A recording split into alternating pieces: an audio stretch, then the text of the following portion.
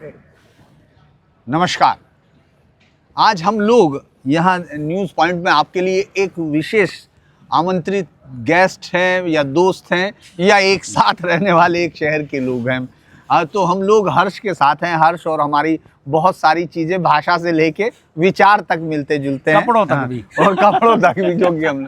और आज हम जब यहाँ जयपुर डायलॉग में हैं तो इस समय बातचीत कर रहे हैं बिहार के चुनाव की। पटना से मैं आया, लेकिन ओवरऑल मीडिया के मुझे लगता है कि मैंने भी 27 साल मीडिया में अभी तक गुजारे हैं, लेकिन जिस तरह से जिस नुएंसेस को हर्ष ने पकड़ा, उनको पकड़ने में मुझे लगता है मैं या तो पकड़ नहीं पाया या मैंने उधर देखा आपने नहीं। दिलचस्पी नहीं दिखाई। पकड़ तो आप बहुत बढ़िया लेते। तो आज हम उसी पे बात करते हैं कि अभी बिहार का चुनाव हो रहा है, अभी फर्स्ट फेज का चुनाव आया।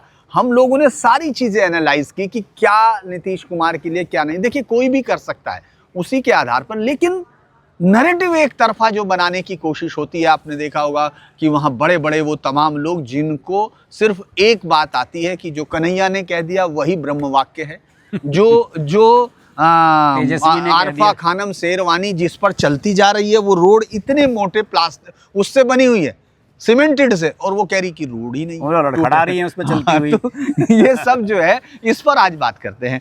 हर्ष, अगर पूरे चुनाव को हम मीडिया की तरफ से देखें, मीडिया की नज़र से देखते हैं, चाहे वो बिहार भी हो, अगर कोई आदमी उससे देख के अपनी राय बनाता है तो वो कैसी राय होगी? देखिए धीरेन्द्र जी, आप भी मीडिया लाइन में रहे हैं और मैं तो आपको तब से देखता रहा हूँ जब आप आज तक में हुआ करते थे और क्राइम बीट देखा करते थे। मैं तो कई बार सोचता था कि यार धीरेन्द्र पुंडीर जैसे आदमी क्राइम बीट कैसे देख सकते हैं। आपका पॉलिटिकल और उस पर इतना अच्छा पकड़ मैं जानता हूँ, इस्लामिक रिसर्च पे उस पर सब इतनी अच्छी पकड़ है। खैर वो अलग बात है। अब तो फिलहाल वैसे जो मीडिया कवरेज की बात करते हैं किसी भी इवेंट पे और देश का कोई सा भी चुनाव हो, मीडिया जो मेन स्ट्रीम मीडिया जिसे आज भी लोग समझते हैं टीवी चैनल्स, वो तो आज नेपथ्य में चला गया है जी। उस पर उसकी कवरेज को ना कोई देखता है, ना उस पर कोई कान धरता है, और ना ही कोई पॉलिटिकल पार्टी आज की तारीख में किसी से ये कहती है कि भाई हमारे समर्थन में ये बना दो या हमारे समर्थन में कुछ बना दो। हकीकत बात जो मुझे भी नज़र आती है, 2017 का जो उत्तर प्रदेश का विधानसभा चुनाव हुआ था, उसके बाद से मैंने ये बहुत बड़ा बदलाव देखा है। 2017 में आपने देखा होगा कि अखिलेश यादव ने टाइम्स ग्रुप को बड़ा ओबलाइज किया था। टाइम्स वालों को यूनिवर्सिटी बनानी थी ग्रेटर नोएडा में, उसके लिए ज़मीनें दिलवा दी, लखनऊ में दिलवाई थी, और आधे आधे पेज के इंटरव्यू अखिलेश यादव के छपते थे टाइम्स ऑफ इंडिया ने। हुआ क्या 17 में आपको पता ही है। तो एक बड़ा, जिसे लोग पहले क्या करते थे, और जो टीवी चैनल्स हैं, जो भी न्यूज़ चैनल्स हैं, इन्हें मैं ब्लडी ब्लैक मिरर्स इसलिए कहता हूँ कि एक ओपिनियन पोल बनाने के दम पर, कि हम ओपिनियन पोल देते हैं और उस ओपिनियन के आधार पर ही मतदाता वोटिंग करता है, उसके दम पर इन लोगों ने इतना बेवकूफ़ बनाया है इस देश की जनता का कि आप कुछ मत पूछिए। अभी अगर 1 साल बाद पश्चिम बंगाल में चुनाव है तो हर 3 महीने बाद, मैं नाम लूँगा चैनल का, मेरी खास बात यह है कि मैं नाम लेके बोलता हूँ, ABP वाला दिखाने लगता था कि अब 9 महीने पहले चुनाव हो तो किसको कितनी सीट मिलेंगी। फिर दिखाएंगे कि पिछले 9 महीने पहले इतनी मिल रही थी, 6 महीने बाद होगा तो इतनी मिलेंगी, 2 महीने बाद होगा तो इतनी मिलेगी। इवन 15 दिन पहले तक भी, आचार संहिता जब तक लागू होती थी, उस समय तक भी लोग ये बताते रहते थे कि आज की स्थिति में कौन जीत रहा है, कौन नहीं आ रहा है। उसको उन्होंने इतना बारीकी में वो लेके गए कि वो धड़ाम से गिरे। अब उन पे कोई विश्वास ही नहीं करता। वो कहते हैं कि यार 4 महीने पहले ये कह रहा था, आज ये कह रहा था, और रिजल्ट उसके बिल्कुल विपरीत होता है। इसी बीच में हम जैसे लोग घुसते हैं, हम लोग एंट्री करते हैं, हम लोग अपने नज़रिए से देखते हैं। मैं तो ग्राउंड रिपोर्टिंग करता नहीं हूँ, आपको पता ही है। हमें लोग कई कहते हैं कि भाई आप तो इसी रूम में बैठ के एनालिसिस कर देते हैं, लेकिन ठीक हुए हैं। दिल्ली के चुनाव में मैंने कहा कि 3 हार रहे हैं, सिसोदिया, केजरीवाल, आतिशी 2000 वोट से 4000 वोट से जीत गई, लास्ट मोमेंट पे जीत गई, वो भी हार ही रही थी। हम कैसे जज कर लेते हैं? क्योंकि हम बायस्ड नहीं होते, और ना हमारे मन में कभी ये होता है कि हमें इसी को जिताना है या इसी को हरवाना है। जो पब्लिक के बीच होता है वो दिखाते हैं चीज़ें। अभी बिहार वाले में कल रात आप हमारे शो पे आए थे, हमारी चर्चा भी हो रही थी उस बारे में कि मोकामा का जो मामला हुआ कि साहब अनंत सिंह, अरे भाई अनंत सिंह में ही चुनाव है क्या सारा? ये बड़ा इंटरेस्टिंग है कि अनंत सिंह में ही चुनाव कर दिया। चुनाव वही, आप बताइए कि इस अभी जो फर्स्ट राउंड का चुनाव हुआ बिहार का, उसमें की बहुत बड़ी कोई मेजर हाईलाइट बताइए। सब लोग यही कहेंगे कि साहब अनंत सिंह ने वो मर्डर हो गया, अनंत सिंह जेल में चला गया और हो गया। क्या है कि कंटेंट को बनाने की, कंटेंट को पकड़ने की जनता के बीच में से, और उसे कैसे लोगों के सामने प्रेजेंट करना है ये कोई नहीं जानता। एक बहुत बड़े पत्रकार हैं, हम मुंबई का चुनाव कवर करने के लिए गए थे, पिछला विधानसभा का, महाराष्ट्र का। सेम होटल में हमने स्टे किया था, बहुत बड़े चैनल के एंकर हैं। मैंने उनसे कहा कि यार तुम ये जो यूट्यूबर्स हैं ये घूमते रहते हैं, इतना सारा एनालिसिस करते हैं और लोगों से, पब्लिक से डिबेट करते हैं जुहू बीच पे और सब जगह जाके, आप लोग क्यों नहीं करते हो ये चैनल वाले? यूट्यूबर तो कर लेते हैं। उसने कहा साहब बहुत मुश्किल काम है, सबसे आसान काम है ऑफिस में किसी को, नेता को बुलाओ, उसका इंटरव्यू ले लो। तो जब आपका काम करने का तरीका ऐसा है, आपने अपना काम करने का एक सेटअप इतना कंफर्ट लेवल का बना लिया है कि आप 5 स्टार होटल में जाएं और उस 5 स्टार होटल में किसी नेता को बुलाकर उसका इंटरव्यू ले लें, तो फिर आप आम जनता की ओपिनियन कैसे लोगों तक पहुंचाएंगे? अभिषेक तिवारी और धीरेन्द्र पुंडीर पहुंचाएंगे ना फिर तो। अगर हम लोग इस बिहार के चुनाव में देखें, एक जैसे ही प्रधानमंत्री मोदी चुनाव में जाते हैं तो उनके तमाम कहानियां, उनके लिए मीम्स, वो सब तैयार होते हैं। ऐसा नहीं कि राहुल गांधी के लिए नहीं होते, लेकिन ये तो आईटी की टीम पहले से तैयार रखती है, स्टॉक में रहता है उनके। तो वो जो ये इस पूरे बिहार चुनाव को भी देखिए, बिहार चुनाव में सबसे ज्यादा नैरेटिव सेट करने की कोशिश की गई कि साहब उन लोगों के बीच में मुख्यमंत्री नहीं होंगे नीतीश, याद होगा अभी भी यही चल रहा है ना। और जबकि वो कह चुके भाई, उन्होंने कहा कि मुख्यमंत्री पद की वैकेंसी नहीं है, ये नहीं है, लेकिन शब्दों को ढूंढना, उसको क्रिएट करना, ये बिहार के चुनाव में भी है। और अब चूंकि यूपी का चुनाव आने वाला है, तो बिहार के चुनाव का यूपी के चुनाव से ये देखिए ना, जितने भी चैनल्स हैं उन सब ने कॉन्क्लेव किए अभी पटना में, सब ने किए, हर चैनल ने किया। और अमित शाह 4 या 5 दिन वहीं थे, उन्होंने सारों में प्रेजेंस दी है अपनी।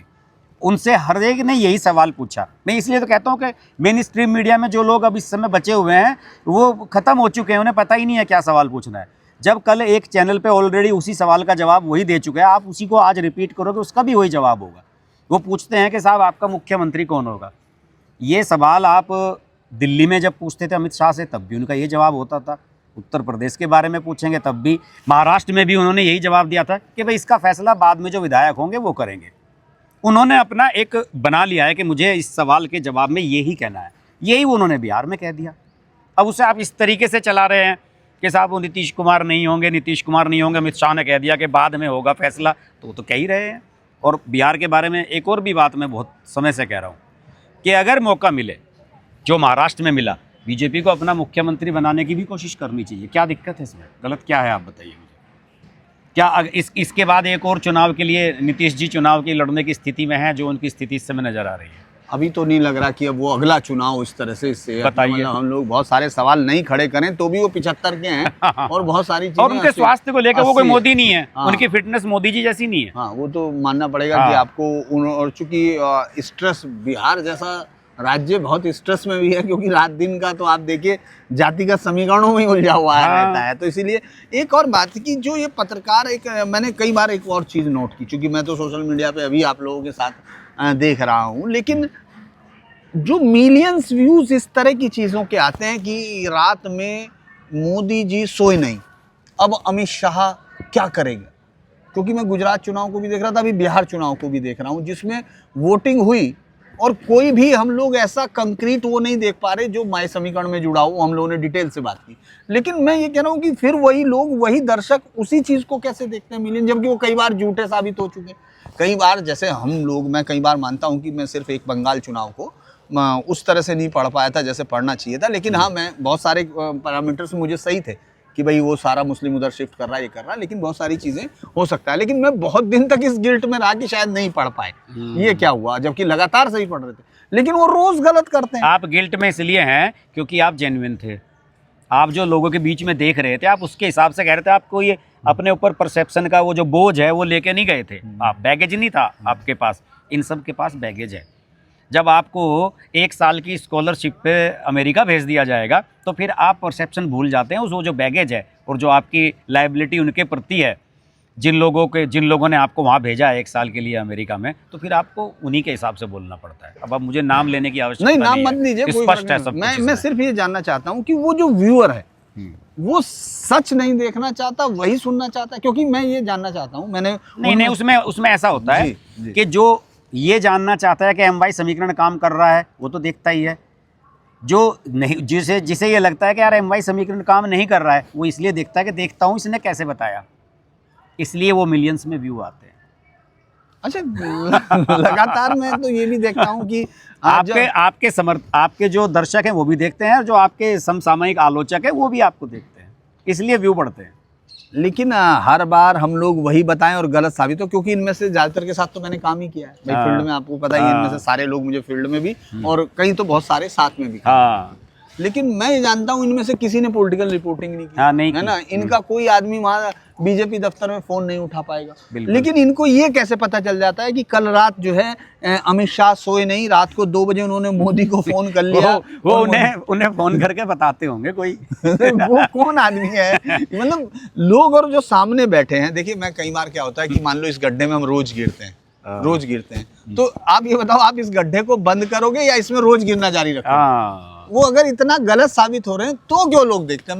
मैं इसीलिए नहीं, मैंने तो आपसे इस इंटरव्यू के शुरू में ही आपसे कह दिया कि नहीं देख रहे हैं उन्हें, इन लोगों को गलत लगता है। देखिए, एक बहुत बड़े एंकर हैं। न्यूज चैनल की बात नहीं कर रहा मैं, मीडिया उसके, क्योंकि न्यूज चैनल तो मैं इसलिए कह रहा, मैंने इतने दिन हेड भी किया, चैनलों को हेड भी कर लिया, चैनल हेड भी रहा हूँ, तो मैं जानता हूँ कि अब याद होगा आपको, एक बहुत पहले इस बात पे डिबेट शुरू हुई थी हर्ष, जब आप रहे होंगे पत्रकारिता के मतलब अखबार में, कि आखिर नेशनल किसको कहा जाए। एक बड़ी डिबेट हुई थी, नेशनल न्यूज़पेपर, नेशनल किसे कहेंगे, क्योंकि 20,000 के पेपर छाप के, बल्कि 2,000 4,000 जनसत्ता, याद है मुझे, फर्म में 1 कॉपी या 2 कॉपी आती थी, हम लोग लास्ट तक मंगाते रहे, फिर उसने कहा कि आके कहने साहब अब 1 ही कॉपी मैं नहीं मंगाऊंगा, तो लेकिन वो नेशनल कहलाता था। सेंटिनल अखबार जो गुवाहाटी में छप रहा 1.5 लाख, वो रीजनल कहलाता था। ये दैनिक जागरण, उजाला, ये भी रीजनल थे। तो मैं ये समझना चाह रहा हूँ, वो तो हम लोग समझ चुके हैं, वो फंडा तो खेल खत्म हो गया, क्योंकि देखिए नेशनल में अभी भी हेड कर रहा था, अभी 2 महीने पहले भी एक चैनल को, तो हम लोग ये जानते हैं कि मुश्किल से टीवी स्क्रीन का 4% से ऊपर हिंदुस्तान का उसमें नहीं आता है, न्यूज में नहीं आता, कभी नहीं हुआ। 4 से 5% ही न्यूज होती है। अच्छा। बाकी सब GEC, क्रिकेट और सब पे जाता है, जो अगर हम 100 मानते हैं, लोग अभी भी हंसते हैं। मैं बल्कि न्यूज चैनल आज नहीं, मतलब मैक्सिमम में अगर आप जाते हैं तो हिंदी न्यूज चैनल 4.5, मतलब 5 तो बहुत रेयर क्रॉस किया, आज तक किया ही नहीं है जितने सालों से हम देख रहे हैं। अच्छा। और उसके बाद इंग्लिश चैनल तो 0.06 है, 0.04, मतलब टोटल स्क्रीन का। लेकिन वो ये तय करते हैं कि साहब हम देश चला रहे हैं। ये बात तो मीडिया ने और खासतौर से आप जैसे लोगों ने बदल दी है ना। अब मैं देखता हूँ कि किसी भी नेशनल न्यूज चैनल का आप ये देखिए, ये अंतर मैं इसलिए कह रहा हूँ, आप लोगों को भी समझने की ज़रूरत है, दर्शकों को, क्योंकि अभी एक में बहुत ही नामचीन, चूँकि जिनकी सैलरी को लेके चर्चा हुई, उनको लेकर मैंने देखा कि उनकी सैलरी जो है बहुत करोड़ों में हुई, उस पर चर्चा हुई, याद होगा। लेकिन मैं आपको ये बता दूँ, बड़ा इंटरेस्टिंग था, वो भी ये बता रहे थे कि 10% रह गई।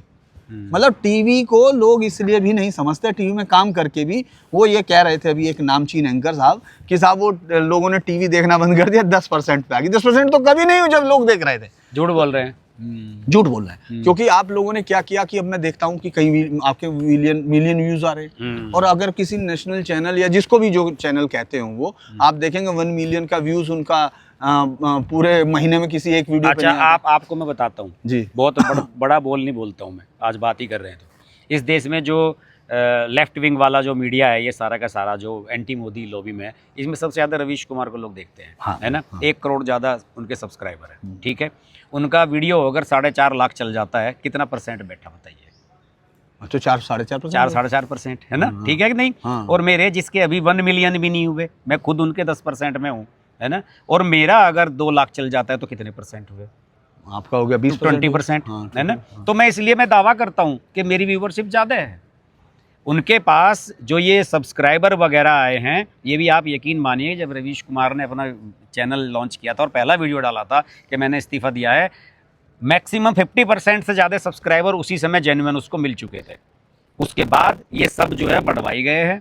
बाहर से ऐसी ताकतें होती हैं जो अपने लोगों को सपोर्ट करने के लिए बैठे हुए हैं। मैं तो बार बार हर मंच से यही कहता हूं कि दुर्भाग्य की बात है, हम लोगों के साथ सपोर्ट सिस्टम नहीं है, और हमें लोग कहते हैं कि ये गोदी मीडिया हैं और इन्हें बीजेपी से पैसा मिलता है। हाँ, ये बात बहुत गोदी मीडिया, बल्कि कई बार मैं तो ये कह रहा हूँ, मैं अभी मंच से भी कहूँगा आज ये बात, मैंने कहा एक चैनल बनाने वाला हूँ जिसका नाम ही गोदी मीडिया रखूंगा यूट्यूब। दरअसल मैं तो इसलिए बड़ा सेंसिटिव होता हूँ, जब मैं कोई कमेंट कर देता है गोदी मीडिया तो मैं हंसने लगता हूँ कि भाई ये तो बता, मैं तो किसी गोदी में बैठा नहीं हूँ, तो मैं बड़ा हो गया। लेकिन एक नहीं, उन्हें क्या है कि उन्हें लोगों को नाम देने की और उसे बदनाम करने की आदत है। वही उनका है कि जैसे ये अरविंद केजरीवाल की पार्टी बनी थी शुरुआत में, जो वामपंथियों का एक तरीका होता है कि हिट एंड रन, गाली दो और भाग जाओ। कितनी बार माफ़ी मांगी फिर अरविंद केजरीवाल ने, पता है आपको? गडकरी से, अरुण जेटली से, कितने लोगों से लिखित में माफ़ियाँ मांगी हैं। तो ये इसी नेचर के लोग हैं और ये इसी तरह से ही काम करते हैं, इन्हें इससे कुछ फ़र्क नहीं पड़ता। अब हम लोग बिहार चुनाव पे पूछते हैं। बिहार चुनाव जो आपने अपने हिसाब से देखा, अभी आप वहाँ जी। यहाँ जैसे हम लोगों से बात की, तो जो एक असेसमेंट आया इस बार, जो ये लेफ्ट लीनिंग मीडिया है, ये किस चीज़ को आपने देखा प्रमोट करने की कोशिश कर रहा है? ये लेफ्ट लीनिंग मीडिया तो तेजस्वी यादव को हीरो बनाने में लगा हुआ है। आप ये बताइए कि जिसके बाप को सजा हो चुकी है और जमानत पे है कई साल से, है ना, और जिसके ऊपर खुद लैंड फॉर जॉब स्कैम और ये इतने सारे आरोप लगे हुए हैं, उसको आप पब्लिक में हीरो बना रहे हैं। नीतीश कुमार के बारे में आप कुछ भी कहते रहो, एक बताइए मामला, एक आरोप कोई भ्रष्टाचार का नीतीश कुमार के ऊपर। तो ये तो क्या करते हैं कि जहाँ भी इन्हें लगता है कि ये आदमी मोदी को और उसके नैरेटिव को काउंटर कर सकता है, उसे सपोर्ट करने लगते हैं। अगर राहुल गांधी को कांग्रेस कह दे कि ये बिहार के सीएम फेस होंगे हमारे, तो ये राहुल गांधी को ही सपोर्ट करने लगेंगे। ये भूल जाएंगे कि राहुल गांधी को सीएम नहीं एक्सेप्ट करेंगे लोग, तेजस्वी को शायद ज़्यादा आसानी से एक्सेप्ट कर लेंगे, तो ये उसी के पीछे चलना शुरू कर देंगे। आप ये बताइए, आपने वो वीडियो देखा होगा रवीश कुमार ने बनाया कि कितने कलर की टी शर्ट पहनी है तेजस्वी ने? अच्छा, नहीं, तेजस्वी, उसने एक वीडियो बनाया है रवीश कुमार ने, उसमें 1 मिनट 34 या 44 सेकंड कुछ लगभग इतने देर तक उसने यही बताया है। ये एक नेता है जो दौड़ के हेलीकॉप्टर में से उतरता है, ये पीले रंग की टी शर्ट पहने हुए मंच पर चला जाता है, ब्लैक टी शर्ट पहनकर भाषण देता है जिस पर बाजू पर RJD लिखा हुआ है। अच्छा, हाँ, आप देखिएगा वो क्लिप, तो आप बड़ी चीज मिस की है आपने। USA क्यों नहीं लिखा हुआ? पता नहीं, यही बात वो उसने 1.5 मिनट में बताई है कि कभी ये भगवा पहन लेता है, कभी हरी पहन लेता है। एक वीडियो देखा इसका आप ये बताइए कि इसको एक पत्रकार जो किसी भी नैरेटिव को बनाने के लिए, कोई आप इंट्रो ही बोल रहे हैं अपने, आप इसे किस दिशा में ले जा रहे हैं? क्या बताएंगे आप इस कलर की टी शर्ट से? इससे तो कोई मैसेज भी नहीं जा रहा। क्या मैसेज जा रहा है बताइए आप? एक बड़ा मैंने वीडियो देखा एक लेडी का, है ना, और वो अक्सर, वैसे तो मैंने बहुत बार देखा है उसको, लोगों को गालियां को, गोदी मीडिया को पता नहीं क्या क्या कहते हैं। वो ये पूछ रहे हैं कि रोटी घी में तर खाते हैं या वो खाते हैं, और आम खाता है नहीं। अक्षय कुमार ने जब पूछा था PM से, उसमें दिक्कत आ गई, उसपे बहुत ज्यादा। तो इस तरह का मीडिया, ये मतलब रोटी कैसे खाई जाएगी, इससे मतलब तेजस्वी की लीडरशिप कैसे तय होगी? दरअसल क्या है कि इन्हें कहता नहीं है ना ये बातें। आम अक्षय कुमार ने पूछ लिया मोदी से कि आम आप खाते हो, काटते हो, चूसते हो, कैसे करते हो, उसका लोगों ने मजाक बनाया। उसका किसी ने मजाक बनाया नहीं है ना।